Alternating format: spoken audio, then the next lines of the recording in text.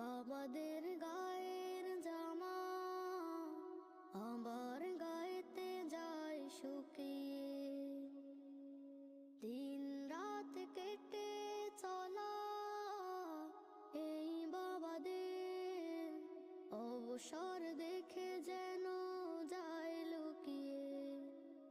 খেয়ে না খেয়ে রোজ কাজে দুটি হাত, ঝড় বাদলেও তার নেই অজুহাত।